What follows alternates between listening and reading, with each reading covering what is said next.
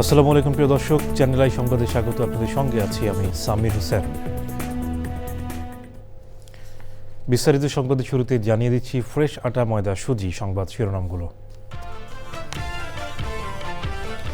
আফগানিস্তানে পাকিস্তানের বিমান হামলায় সর্বোচ্চ ধর্মীয় নেতা আখুনজাদা সহ ২৫ শতাধিক সেনা নিহত, ৫৫ পাকিস্তানি সেনাকে হত্যার দাবি করল কাবুল। গভর্নর অপসারণ প্রক্রিয়া ভালো বার্তা দেবে না, কূটনীতি বিশেষজ্ঞদের অভিমত। প্রতিবেশীদের সঙ্গে ইতিবাচক সম্পর্কের ইঙ্গিত পাওয়া যাচ্ছে মন্তব্য।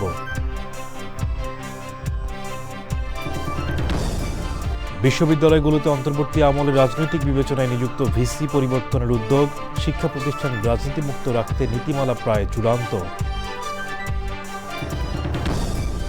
রাজধানী সহ দেশের বিভিন্ন স্থানে ৫.৪ মাত্রার ভূমিকম্প, উৎপত্তিস্থল সাতক্ষীরার আশাশুনি হলেও ভারতের পশ্চিমবঙ্গেও কম্পন। এবং শিশু প্রহরে ২১শে বইমেলায় খুদে পাঠকের ভিড়, সময়ের সাথে সাথে বইপ্রেমীদের সমাগম বৃদ্ধির প্রত্যাশা।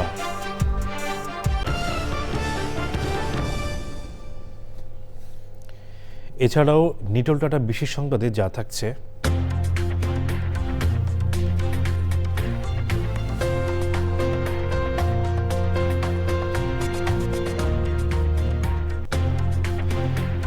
১৭০ বছর পর আবারও ইস্ট ইন্ডিয়া কোম্পানি বন্ধ হওয়ার খবর।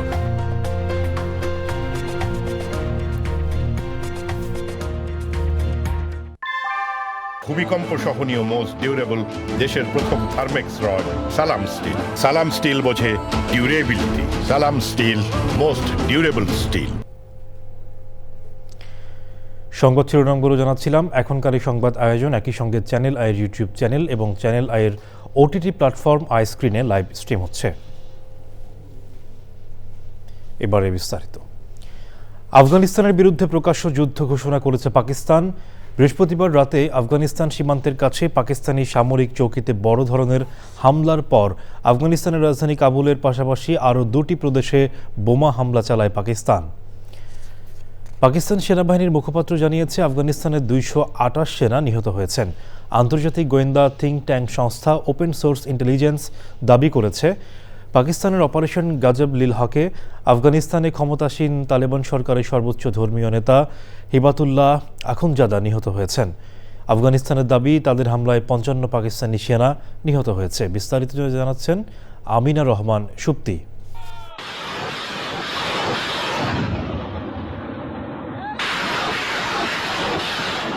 থেমে থেমে চলা সীমান্ত সংঘাতের পর এবার সর্বাত্মক যুদ্ধে দক্ষিণ এশিয়ার দুই দেশ পাকিস্তান ও আফগানিস্তান। পাকিস্তান সেনাবাহিনীর মুখপাত্র জানিয়েছেন সীমান্তে আফগানিস্তানের ৭৪টি সীমান্ত চৌকি ধ্বংসসহ তাদের সেনারা ১৮টি সীমান্ত চৌকি দখল করেছে। এর আগে তালেবান প্রতিরক্ষা মন্ত্রণালয় জানায় তারা বৃহস্পতিবার রাতে ১৯টি পাকিস্তানি সামরিক পোস্ট এবং ২টি ঘাঁটি দখল করেছে। আফগান তালেবান সরকার জানিয়েছে পাকিস্তানের হামলায় তাদের ৮ সেনা নিহত এবং ১১ জন আহত হয়েছেন। হামলার জন্য সরাসরি আফগানিস্তানের তালেবান সরকারকে দায়ী করেছে ইসলামাবাদ। শুক্রবারের ঘটনাগুলো দীর্ঘস্থায়ী সংঘাতকে আরও তীব্র করে তোলায় জাতিসংঘ, চীন, ইরান, তুরস্ক এবং সৌদি আরব উভয় পক্ষকে যুদ্ধ বন্ধের আহ্বান জানিয়েছে। প্রতিবেশী দুই দেশের সংঘাতে বিপন্ন হচ্ছে সীমান্তবর্তী এলাকার মানুষের জীবন। Amina Rahman Supti, channel I. বাংলাদেশ ব্যাংকের গভর্নর অপসারণ প্রক্রিয়া বহির্বিশ্বে ভালো বার্তা দেবে না বলে মনে করেন কূটনীতি বিশেষজ্ঞ হুমায়ুন কবির। চ্যানেল আইকে তিনি বলেছেন, বর্তমান প্রেক্ষাপটে বৈশ্বিক কূটনীতি সাফল্য অভ্যন্তরীণ সক্ষমতা ও ব্যবস্থাপনার ওপর অনেকটাই নির্ভরশীল। নতুন সরকারের সামনে চ্যালেঞ্জ থাকলেও প্রতিবেশী দেশগুলোর সঙ্গে কূটনীতিতে ইতিবাচক ইঙ্গিত পাচ্ছেন এই বিশেষজ্ঞ। পান্থুর রহমান জানাচ্ছেন বিস্তারিত। রাজনৈতিক পট পরিবর্তনে ১.৫ দশকের বেশি সময় পর দেশে ফিরে তারেক রহমান ঘোষণা দিয়েছিলেন নীতি হবে সবার আগে বাংলাদেশ। ক্ষমতা গ্রহণের পর সেই স্লোগানই হয়ে গেছে বাংলাদেশের কূটনীতির ট্যাগলাইন, যথাবিহিত আচরণ করিব। ২৪ জুলাই অভ্যুত্থানের পর মানুষের চাওয়া অনুযায়ী সাম্য ও মর্যাদার ভিত্তিতে কূটনীতি করার পরামর্শ দেন এই কূটনীতিক। পররাষ্ট্রনীতির ব্যাপারে একটা টেমপ্লেট, নতুন টেমপ্লেট ব্যবহার করছে। টেমপ্লেটটা হচ্ছে বাংলাদেশ ফার্স্ট। এই কথাটার অর্থ হচ্ছে আমি কারোর সাথে কোনো বিশেষ সম্পর্কে যাব না, আমি আমার বিষয়টাকে প্রধান ধরেই আমি সকলের সাথে আমার প্রয়োজন অনুযায়ী সম্পর্ক নির্ধারণ করি। কিন্তু যারা আমাদের সাথে ব্যবসা বাণিজ্য করে, বিনিয়োগ করে, তারা কিন্তু এটাকে আঞ্চলিকভাবে দেখে, দক্ষিণ এশিয়াকে একটা ইউনিট হিসাবে তারা দেখে। কাজে সেই বিবেচনায় তারা কিন্তু মনে করে এই দক্ষিণ এশিয়াতে সবার সাথে সবার ভালো সম্পর্ক থাকলে আমার ব্যবসা বাণিজ্য করতে সুবিধা হয়। তো সেই দিক থেকে আমি বলবো যে ইদানিং গত কয়েকদিনে সপ্তাহখানে আমরা কিছু ইতিবাচক ইঙ্গিত পাচ্ছি। বিনিয়োগের আগে বিনিয়োগকারীরা সেই দেশের অভ্যন্তরীণ পরিস্থিতি বিবেচনায় রাখে উল্লেখ করে এই কূটনীতিক বলেন, বাংলাদেশ ব্যাংকের সাম্প্রতিক ঘটনাও তাদের বিবেচনায় থাকবে। গতকাল বাংলাদেশ ব্যাংকের গভর্নর নিয়োগ নিয়ে যেটা হয়েছে সেটা কিন্তু এটা অভ্যন্তরীণ সিদ্ধান্ত, বাংলাদেশ ব্যাংকের গভর্নর আমরা কাকে বানাবো সে, কিন্তু এটা বানানো, এটার কোয়ালিটি, পদ্ধতি, সম্ভাবনা সব কিছুই আপনার বাইরের পৃথিবীতে মূল্যায়ন হচ্ছে। কারণ বাইরের পৃথিবীতে আমাদের উন্নয়ন সহযোগীরা যারা আছে, প্রতিবেশীরা যারা আছে, যাদের কাছ থেকে আমরা ব্যবসা বাণিজ্য করি, অর্থ সাহায্য নেই, তারা কিন্তু সকলেই বুঝবার চেষ্টা করছে যে এই পরিবর্তনটার ইম্প্যাক্টটা কী হবে। আপনি কী রাজনৈতিক সিদ্ধান্ত নিচ্ছেন, কী অর্থনৈতিক সিদ্ধান্ত নিচ্ছেন, কী সামাজিক সিদ্ধান্ত নিচ্ছেন, সবগুলো কিন্তু আপনার পররাষ্ট্র নীতির উপাদান হিসাবে এসে যোগ হচ্ছে। 81তম জাতিসংঘ সাধারণ পরিষদের সভাপতি পদে জয় পেতে এখনই কাজ শুরুর পরামর্শ দেন সাবেক এই কূটনীতিক। আমার সক্ষমতার উপর নির্ভর করে ব্যবসা বাণিজ্য করতে হবে। পান্থ রহমান, চ্যানেল আই, ঢাকা। রাজধানীর বনানী নেভি সদর দপ্তরে কেন্দ্রীয় মসজিদে জুমার নামাজ আদায় করেন প্রধানমন্ত্রী তারেক রহমান। নামাজ শেষে মসজিদ প্রাঙ্গণে শিশু কিশোরদের সাথে কিছু সময় কাটান তিনি। প্রধানমন্ত্রীকে পেয়ে শিশু কিশোররাও আনন্দে মেতে ওঠে।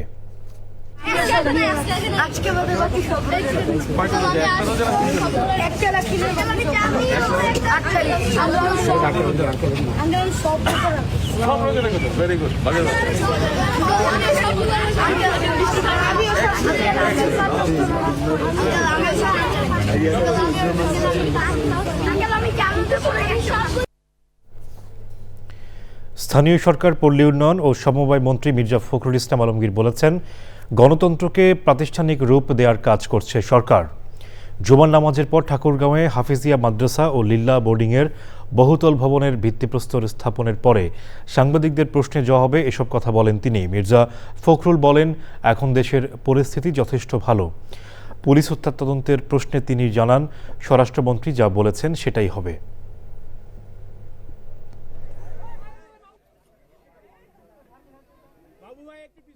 স্থানীয় সরকার নির্বাচন যথাসময়ে হবে, এটা আমরা আগেও বলেছি, এবং গণতন্ত্রকে তার প্রাতিষ্ঠানিক রূপ দেওয়ার কাজগুলো করা হবে। স্বরাষ্ট্রমন্ত্রী যেটা বলেছেন সেটাই হবে, এবং যেহেতু তদন্ত হচ্ছে, দরকার যদি প্রয়োজন হয় তদন্ত হবে। এখন তো এটা মূলত তো আপনার আদালতে আছে। এনসিবি বলছে যে এটা মীমাংসিত বিষয়, এটা নিয়ে আবার কেন বাড়াবাড়ি? এনসিবিকে জিজ্ঞেস করেন।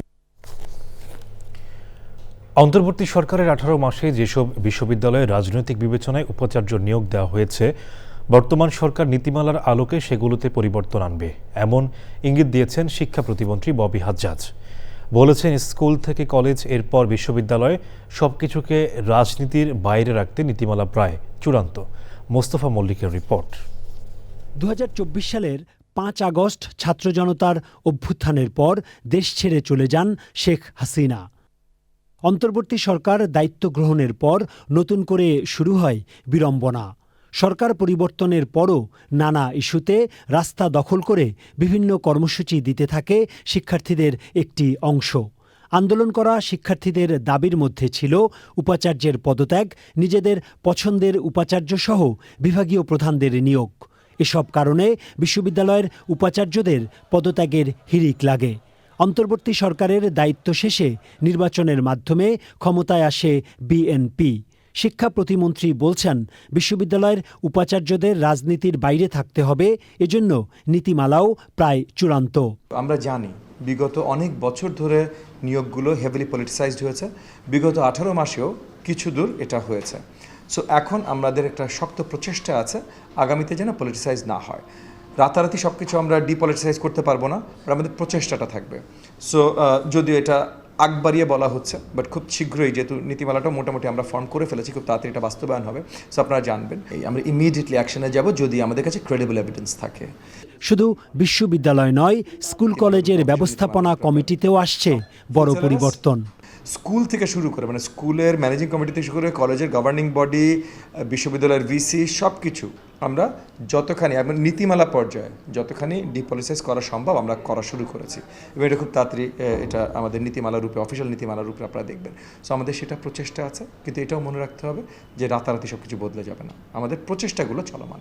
ববি হাজ্জাজ বলেন, রাতারাতি সবকিছু বদল করা সম্ভব নয়, তবে বড় ধরনের পরিবর্তনের ছোঁয়া দেখা যাবে 6 মাস থেকে 1 বছরের মধ্যেই। Mostafa Mallik, Channel I, Dhaka. অনুমতি না নিয়ে শিক্ষকরা অন্য পেশায় থাকলে তদন্ত সাপেক্ষে ব্যবস্থা নেওয়া হবে জানিয়েছেন শিক্ষামন্ত্রী ও প্রাথমিক এবং গণশিক্ষা মন্ত্রী আ.ন.ম এহসানুল হক মিলন। শুক্রবার বিকেলে নির্বাচনী এলাকা চাঁদপুরের কচুয়া উপজেলা পরিষদে মাসিক সমন্বয় সভা ও আইনশৃঙ্খলা সভায় অংশ নেওয়ার আগে সাংবাদিকদের তিনি এই কথা জানান। শিক্ষামন্ত্রী আরও বলেন, শিক্ষকতার বাইরে অন্য পেশা নিতে অনুমতি লাগবে, এটা সরকারি নিয়ম। দুর্ঘটনা প্রতিরোধে প্রত্যেককে সচেতন হওয়ার আহ্বান জানিয়ে তথ্য ও সম্প্রচার মন্ত্রী জহিরুদ্দিন স্বপন বলেছেন, পরিকল্পিত শহর গড়তে হলে সবার আগে নিরাপদ সড়ক গড়তে হবে। বরিশাল ও পিরোজপুরে সড়ক দুর্ঘটনায় ক্ষতিগ্রস্তদের বিআরটিএ ট্রাস্টি বোর্ডের আর্থিক সহায়তার চেক প্রদান করে মন্ত্রী বলেন, আর্থিক সহায়তা দেয়া ছাড়াও দুর্ঘটনায় ক্ষতিগ্রস্তদের পাশে রাষ্ট্র রয়েছে। বরিশাল জেলা প্রশাসন ও বিআরটিএর বিআরটির আয়োজনে সভাপতিত্ব করেন জেলা প্রশাসক খায়রুল আলম সুমন। বিশেষ অতিথি ছিলেন বিআরটিএর চেয়ারম্যান আবু মমতাজ সাদ উদ্দিন আহমেদ। অনুষ্ঠানে পিরোজপুর ও বরিশালে সড়ক দুর্ঘটনায় নিহত ও আহত মোট 61টি পরিবারকে 2,17,00,000 টাকার চেক দেয়া হয়। একমাত্র আইনই হবে সমস্ত ক্ষমতার মালিক। আইন প্রয়োগ করার বাহিনী কেবলমাত্র এই ক্ষমতা প্রয়োগ করবে, আইন তৈরি করবে আইন প্রণেতারা এবং তা প্রয়োগ করবে। এর বাইরে কোনো ধরনের কোনো মাস্তান, গুন্ডা, গডফাদার, অমুক সমিতি, অমুক পরিবহন, অমুক তমুক, আমি একটা বিশাল গডফাদার অমুক শহরের, এই কালচারটাকে একদম ভেঙে চুরমার করে দিতে হবে। সম্ভাব্য দুর্ঘটনাগুলি সম্পর্কে একটা জনসচেতনতা তৈরি করা, এবং যেহেতু সম্প্রচার মাধ্যমগুলি আমার নেতৃত্বে বা আমার অধীনে আছে, ফলে আমাদের এটা একটা বিশেষ প্রকল্প হতে পারে।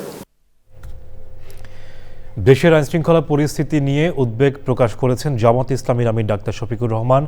সিলেটে জুমার নামাজ শেষে সাংবাদিকদের সাথে আলাপকালে বলেন, সাম্প্রতিক সময়ে মানুষের জীবনের নিরাপত্তা মারাত্মকভাবে বিঘ্নিত হচ্ছে। নিরাপত্তা দারুণভাবে বিঘ্নিত হচ্ছে।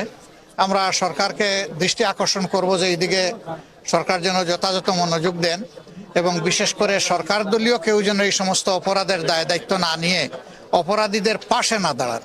যদি অপরাধীদের পাশে সরকারি দলের লোকরা দাঁড়ানো শুরু করেন, তাহলে এই সমাজ থেকে অপরাধ দূর করা একেবারেই অসম্ভব। তারা যদি সদিচ্ছার পরিচয় দিতে পারেন, সমাজটা ভালো হবে, আমরা এটা আশা করতে পারি। আমরা দেখতে চাই যে সমাজ ভালো হবে।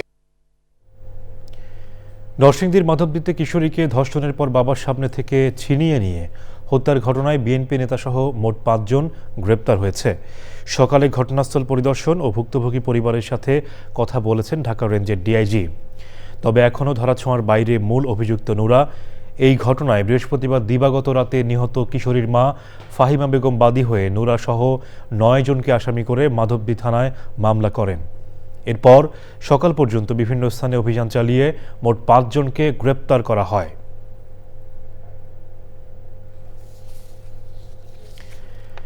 রাজধানী সহ দেশের বিভিন্ন স্থানে ভূমিকম্প অনুভূত হয়েছে। আবহাওয়া অধিদপ্তর জানিয়েছে, ভূমিকম্পের উৎপত্তিস্থল সাতক্ষীরার আশাশুনি উপজেলা। বেলা 1:52:29 ভূমিকম্প অনুভূত হয়। কয়েক সেকেন্ড ধরে কম্পন স্থায়ী ছিল। ঢাকার আগারগাঁও আবহাওয়া অধিদপ্তর থেকে উৎপত্তিস্থলের দূরত্ব 188 কিলোমিটার। রিখটার স্কেলে ভূমিকম্পের মাত্রা 5.4 ছিল বলে জানিয়েছেন আবহাওয়া অধিদপ্তরের ভূমিকম্প পর্যবেক্ষণ কেন্দ্রের আবহাওয়াবিদ ফারজানা সুলতানা। এটি মাঝারি মাত্রার ভূমিকম্প বলে জানিয়েছেন আবহাওয়া অধিদপ্তর। এছাড়াও ভারতের পশ্চিমবঙ্গে কলকাতা সহ অন্যান্য জেলায়ও কম্পন অনুভূত হয়েছে, সেখানে রিখটার স্কেলে কম্পনের মাত্রা ছিল 5। এবারে অমর 21 বইমেলা।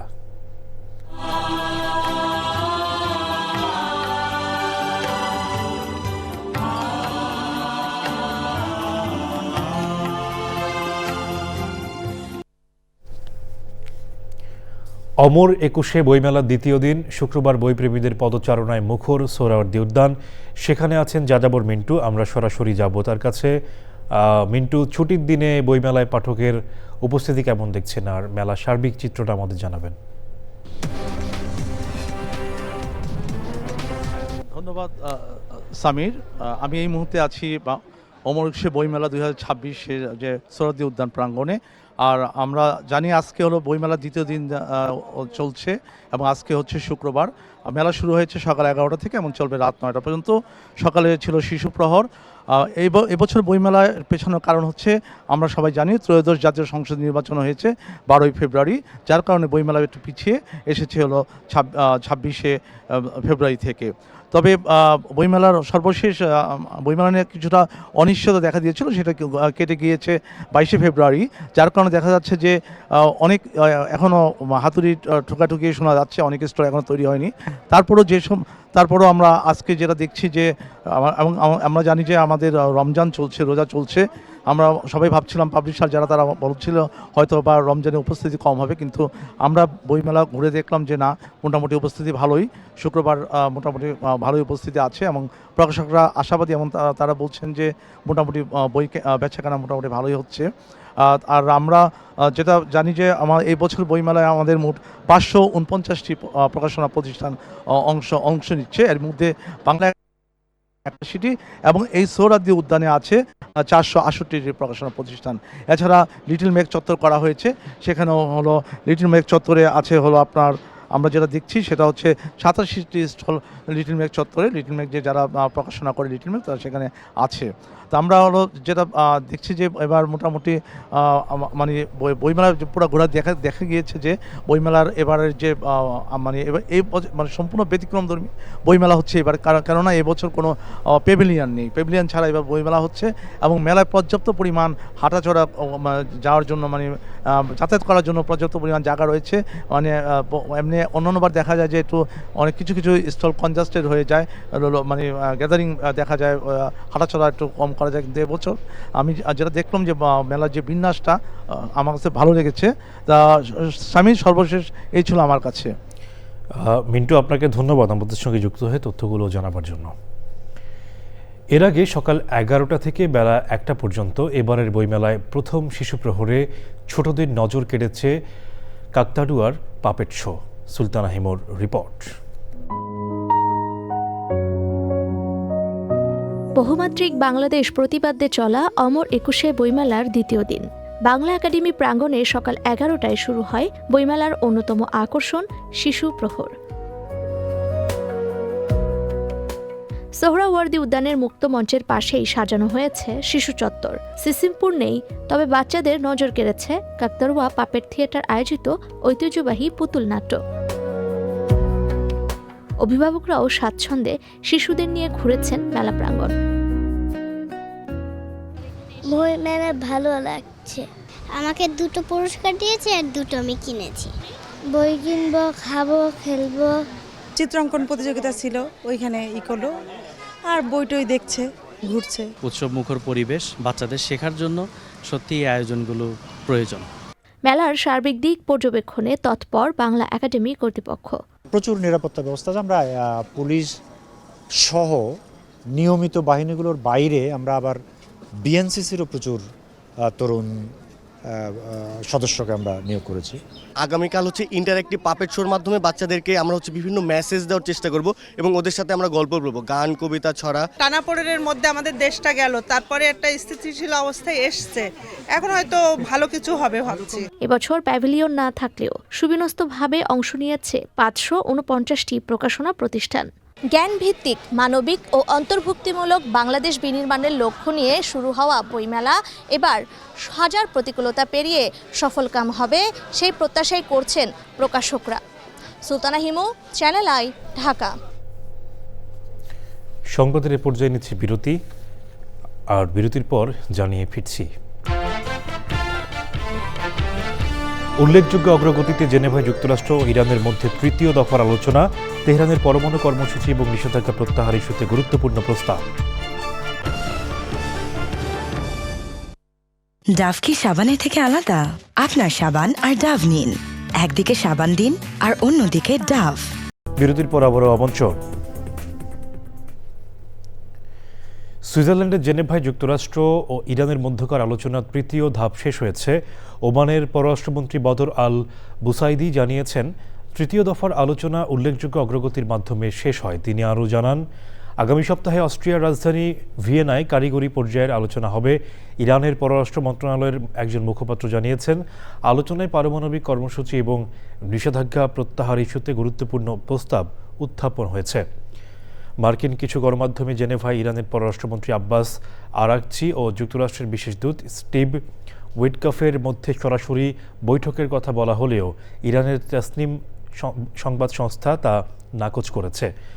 তাসনিমের দাবি, ওই সাক্ষাৎ কেবল সৌজন্য বিনিময়ের মধ্যেই সীমাবদ্ধ ছিল। এবারে নিটল টাটা বিশেষ সংবাদ।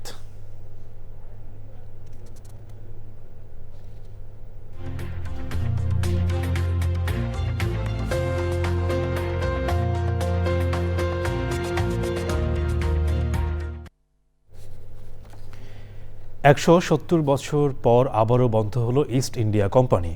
লন্ডনে বিলাসপণ্য বিক্রির প্রতিষ্ঠান হিসেবে নতুনভাবে যাত্রা শুরু করলেও শেষ পর্যন্ত দেউলিয়া হয়ে কার্যক্রম গুটাতে হয়েছে ঐতিহাসিক এ কোম্পানিকে। দ্য সানডে টাইমস জানিয়েছে, ইস্ট ইন্ডিয়া কোম্পানি লিমিটেড 2025 সালের অক্টোবরে লিকুইডেটর নিয়োগ দেয়। ব্রিটিশ ভার্জিন আইসল্যান্ডে নিবন্ধিত তাদের মূল প্রতিষ্ঠানের কাছে 6 লাখ পাউন্ডের বেশি দেনা ছিল। কর বাবদ বকেয়া ছিল 1,93,789 পাউন্ড এবং কর্মীদের পাওনা ছিল 1,63,105 পাউন্ড। এবারে আইস্ক্রিন সাংস্কৃতিক সংবাদ।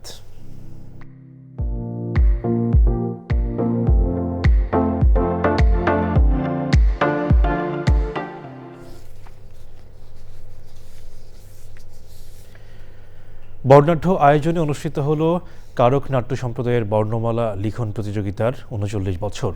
সকালে কেন্দ্রীয় শহীদ মিনারের পাদদেশে শতাধিক শিশুর উপস্থিতিতে হয় এই অনুষ্ঠান। হাতেখড়ি আয়োজনের মধ্য দিয়ে স্লেটে প্রথম লেখার অভিজ্ঞতা অর্জন করে শিশুরা। সুলতানা হিমুর রিপোর্ট।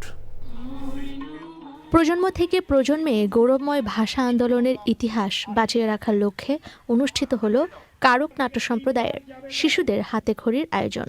গুটি গুটি হাতে আনন্দ নিয়ে স্লেটে প্রথম লিখল আয়োজনে অংশ নেয়া খুদে শিশুরা। কেন্দ্রীয় শহীদ মিনারের কারক নাট্য সম্প্রদায়ের বর্ণমালা লিখন প্রতিযোগিতার এই আয়োজনে শিশুদের হাতেখড়ি দেন 52 ভাষা সৈনিকদের উত্তরসূরি ও বিশিষ্ট সাংস্কৃতিক জনেরা। ভাষা আন্দোলনের প্রতি মমত্ববোধ জাগাতে পড়ানো হয় শপথ। ভালোবাসবো, অনেক ভালোবাসবো, অনেক ভালোভাবে উচ্চারণ করব। আয়োজনে নবমবারের মতো প্রদান করা হয় প্রাণ প্রাথমিক বিদ্যালয়ের শিক্ষক সম্মাননা। ভাষার গানে স্মরণ করা হয় ভাষা শহীদদের। Sultana Himu, channel I, Dhaka. এবারে পূবালী ব্যাংক বাণিজ্য সংবাদ।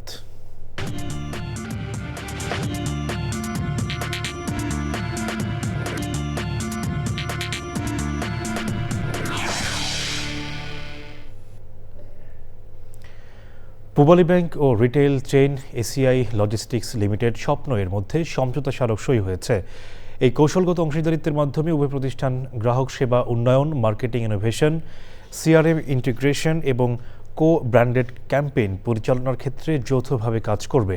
অনুষ্ঠানে প্রধান অতিথি ছিলেন পূবালী ব্যাংকের ব্যবস্থাপনা পরিচালক ও প্রধান নির্বাহী কর্মকর্তা মোহাম্মদ আলী। সম্মানিত অতিথি ছিলেন এসিআই লজিস্টিক লিমিটেডের ব্যবস্থাপনা পরিচালক সাব্বির হাসান নাসির। বিশেষ অতিথি ছিলেন ব্যাংকের উপব্যবস্থাপনা পরিচালক মোহাম্মদ শাহনেওয়াজ খান ও এসিআই এর পরিচালক treasury, finance and planning Abu Hasan Zaman. শেষ করার আগে ফ্রেশ আটা ময়দা সুজি সংবাদ শিরোনামগুলো জানাচ্ছি আর একবার। আফগানিস্তানে পাকিস্তানের বিমান হামলায় সর্বোচ্চ ধর্মীয় নেতা আখুনজাদা সহ 2.5 শতাধিক সেনা নিহত, 55 পাকিস্তানি সেনা হত্যার দাবি করল কাবুল। গভর্নর অপসারণ প্রক্রিয়া ভালো বার্তা দেবে না, কূটনীতি বিশেষজ্ঞের অভিমত। প্রতিবেশীদের সঙ্গে ইতিবাচক সম্পর্কের ইঙ্গিত পাওয়া যাচ্ছে মন্তব্য।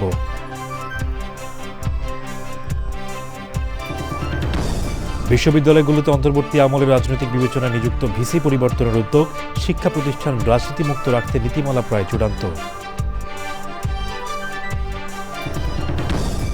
রাজধানী সহ দেশের বিভিন্ন স্থানে 5.4 মাত্রার ভূমিকম্প, উৎপত্তিস্থল সাতক্ষীরার আশাশুনি হলেও ভারতের পশ্চিমবঙ্গেও কম্পন। এবং শিশু প্রহরে 21শে বইমেলায় খুদে পাঠকের ভিড়, সময়ের সাথে সাথে বইপ্রেমীদের সমাগম বৃদ্ধির প্রত্যাশা।